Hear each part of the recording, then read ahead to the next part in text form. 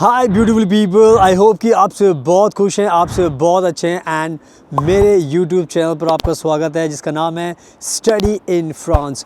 सो मैं रहता हूँ फ्रांस के अंदर एंड मैं फ्रांस को लेकर बहुत ज़्यादा नई अपडेट्स आपके साथ शेयर करता हूँ। हर वीज़ा के बारे में बात करता हूँ बिकॉज़ मुझे बहुत ज़्यादा इनसाइड इन्फॉर्मेशन है because I have been living here since long time. So मुझे ज़्यादा नॉलेज है एंड ये जो वीडियोज़ है मैं बाहर ही शूट कर रहा हूँ। मेरे पीछे आप देख सकते हो बहुत ही ब्यूटीफुल चर्च है, बहुत फेमस है एंड यहाँ पर जो सराउंडिंग एरिया है वो बहुत ही ब्यूटीफुल है। इस टाइम फ्रांस का वेदर बहुत अच्छा है, तो मैं जो भी वीडियो शूट करता हूँ फ्रांस में बाहर ही शूट करता हूँ ताकि उससे आपको मोटिवेशन मिले एंड आपका भी मन करे कि आपको भी फ्रांस में आना चाहिए। और आज का जो टॉपिक है वीडियो का वो है फ्रांस का स्पाउस वीज़ा का प्रोसेस। अभी क्या है, बहुत सारी नई अपडेट्स आ रही हैं जो आपको जानना बहुत ज़रूरी है अगर आपको फ्रांस का स्पाउस वीज़ा चाहिए, क्योंकि मुझे पता है कि हमारे बाद के बहुत सारे क्लाइंट्स हैं, यानी कि बहुत सारे लोग हैं दूसरी कंट्री से भी हैं जो फ्रांस में आते हैं एंड वो साथ बाद में फिर अपने स्पाउस को बुलाना चाहते हैं एंड प्रोसेस को लेकर उनको ज़्यादा कन्फ्यूजन होती है क्योंकि बहुत ज़्यादा इन्फॉर्मेशन नहीं दी गई होती। ऑनलाइन बहुत सर्च करते लोग, नहीं मिल पाती। तो बाकी जैसे मैंने बताया कि मुझे बहुत ज़्यादा नॉलेज होती है तो मैं ज़्यादा रिसर्च करता हूँ एंड इसी के साथ फिर मैं आपके साथ नई जो अपडेट्स होती हैं, जो राइट इन्फॉर्मेशन होती है वो शेयर करता हूँ। तो ये वीडियो इंडिया के लोगों के लिए भी है, पाकिस्तान के लोगों के लिए भी है, नेपाल के लोगों के लिए भी, भूटान, किसी भी आप कंट्री से हो सकते हो, आप सबके लिए ये इन्फॉर्मेशन है, वीडियो है जो मैं बना रहा हूँ।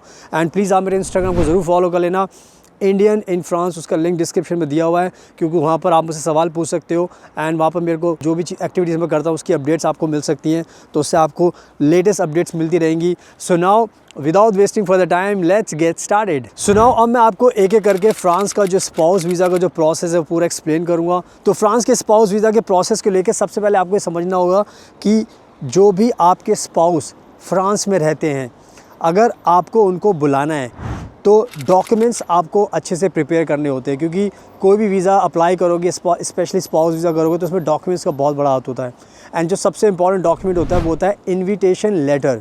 तो जब भी आप फ्रांस के स्पाउस वीज़ा अप्लाई करना चाहोगे तो आपको आपके जो स्पाउस हैं जो फ्रांस में रहते हैं वो आपको एक इन्विटेशन लेटर लिख कर देते हैं।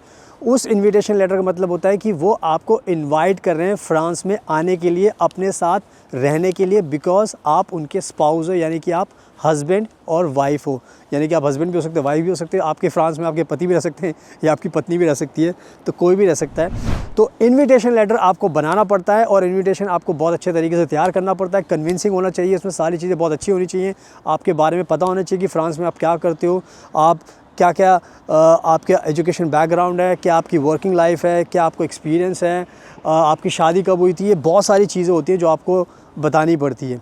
तो स्पाउस वीज़ा का सबसे पहला इंपॉर्टेंट चीज़ होता है इन्विटेशन लेटर। उसके बाद जो नेक्स्ट चीज़ आपको ध्यान रखनी है वो है कि जब आप इंडिया में रहते हो तो आपको इंडिया में अपनी अपॉइंटमेंट बुक करनी होती है, क्योंकि बहुत बार क्या होता है लोगों को पता नहीं होता स्पाउस वीज़ा के बारे में। तो स्पाउस वीज़ा का सिंपल सी बात है, कोई प्रोसेस जल्दी से तो होता नहीं है, थोड़ा सा टाइम तो लगता ही है। तो आपको जब प्लान होता है तो आप इंडिया में अपनी अपॉइंटमेंट बुकिंग का भी प्रोसेस शुरू कर देते हो ताकि जितनी जल्दी हो सके आपके पास अपॉइंटमेंट भी आ सके, ताकि जब भी आपको अपॉइंटमेंट मिले तो आपका प्रोसेस रेडी हो जाए एंड आप अपनी फ़ाइल को सबमिट करने के लिए रेडी रहें। तो ये इसके अलावा दूसरी चीज़ें इंपॉर्टेंट है। इसके साथ साथ आपको ये भी ध्यान रखना है कि इंडिया में जब आप रहते हो तो आपको भी अपनी तरफ से एक कवर लेटर बनाना पड़ता है। कवर लेटर उसको बोल सकते हो, आप उसको बोल सकते हो स्टेटमेंट ऑफ पर्पस, यानी कि आपको एक्सप्लेन करना पड़ता है अपने बारे में कि इंडिया में आप कौन हो, कहाँ पर रहते हो, आपका जो फ्रांस में रहते हैं अपने स्पाउस से, मतलब आपके जो स्पाउस है, लेकिन आपको तो एक्सप्लेन करने का फ्रांस वालों को कि भाई ये मेरे स्पाउस हैं एंड मेरी शादी तब इनसे हुई थी और लव मैरिज थी, अरेंज मैरिज थी, तो उसमें सारी की सारी चीज़ें ना एक्सप्लेन करनी पड़ती हैं। तो ये कहीं ना कहीं कवर लेटर बहुत ज़रूरी होता है, उसमें आपको सारी चीज़ें बतानी पड़ती हैं कि आपके हस्बैंड क्या करते हैं, ताकि इससे क्या होता है वीज़ा ऑफिसर को समझ में आ जाता है कवर लेटर से कि आपको आपके पति के बारे में सारी इन्फॉर्मेशन है। और जो इन्विटेशन लेटर होता है उससे पता चल जाता है कि आपके पति या पत्नी को जो फ्रांस में था उनको आपके बारे में बराबर की इन्फॉर्मेशन है। तो इससे क्या होता है, एक बैलेंस बना रहता है और ट्रस्ट बिल्ड होता है वीज़ा ऑफिसर के सामने, क्योंकि वीज़ा ऑफिसर को कन्विंस करना इतना आसान नहीं होता, बहुत सारी चीज़ें इन्वॉल्व होती हैं। तो आई थिंक ये जो 2 चीज़ें मैंने बताई ये बहुत इंपॉर्टेंट थी, 3 चीज़ें। इसके अलावा जो इम्पॉर्टेंट चीज़ है, जो रिक्वायरमेंट है फ्रांस के स्पाउस वीज़ा की, वो है आपके पास एक इनफ बैंक फ़ंड होना चाहिए।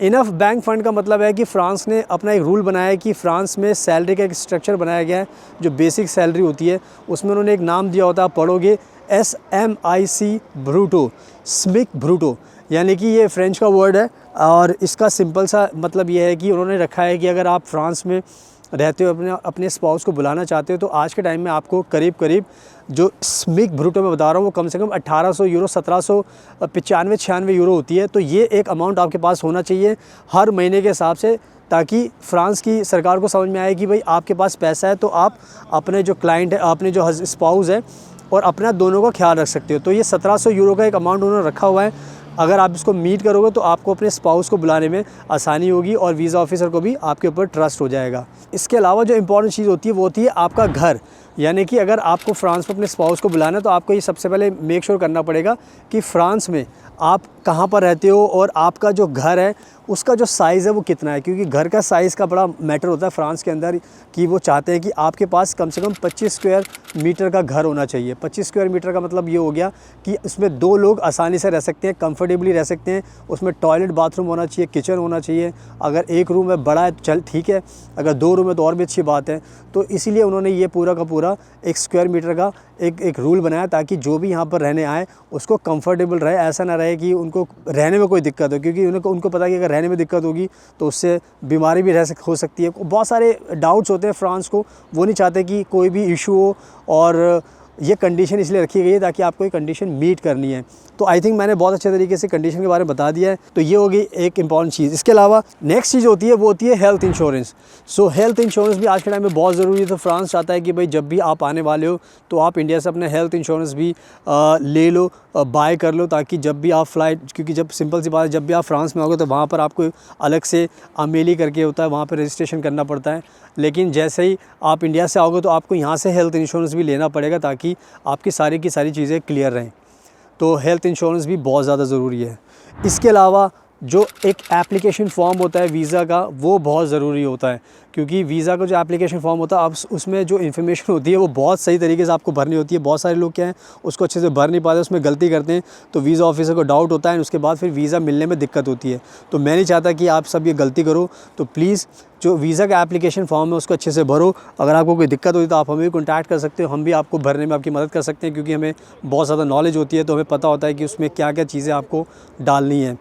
तो ये हो गई पूरी की पूरी वीज़ा एप्लीकेशन फॉर्म की बात हमने कर ली।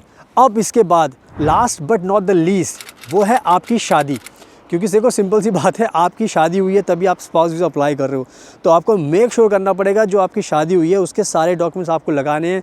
आपका जो मैरिज सर्टिफिकेट होता है वो होता है, फ़ोटोग्राफ्स होती हैं आपकी, अगर आपने कोई बैंक अकाउंट खोला है साथ में तो वो हो गया, पासपोर्ट में कुछ चेंजेस किए तो वो हो गया, और आपके बिजली पानी का बिल हो गया वो हो गया, और आपने हनीमून गए थे तो वहाँ की कुछ पिक्चर्स हैं तो वो हो गई।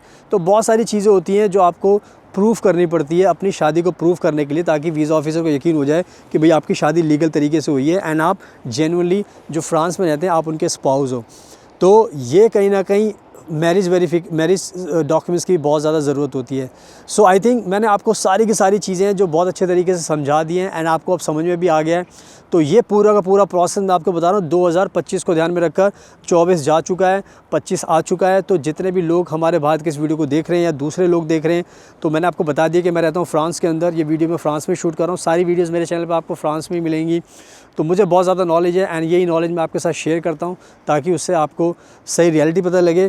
तो बस अब आप टाइम वेस्ट मत कीजिए, आपको सारी चीज़ें मैंने समझा दी है, आप खुद से वीज़ा अप्लाई कीजिए। बट इन केस अगर आपको लगता है कि आपको वीज़ा अप्लाई करने में दिक्कत हो सकती है तो नंबर आपको स्क्रीन पर दिखाई दिखाई दिया आप हमें कॉन्टैक्ट कीजिए, हम आपको गाइड करेंगे, एडवाइस करेंगे ताकि आपकी लाइफ आसान बन सके। कोई भी वीज़ा आपको अप्लाई करना हो, सारी इन्फॉर्मेशन मैं अपने चैनल पर डालता हूँ, चाहे जॉब के लिए हो, चाहे इंटर्नशिप के लिए हो, चाहे स्टूडेंट वीज़ा के लिए, स्पाउस वीज़ा हो गया, वर्क वीज़ा हो गया, फैमिली वीज़ा हो गया, पेरेंट्स वीज़ा हो गया, कोई भी वीज़ा हो आपका, सारी चीज़ों में आपकी मदद कर सकते हैं, आपको गाइड कर सकते हैं। हमें फॉलो कीजिए एंड फ्रेंच लैंग्वेज भी आपको सिखा सकते हैं। अगर आपको फ्रेंच लैंग्वेज सीखनी है तो उसमें भी आपकी मदद कर सकते हैं।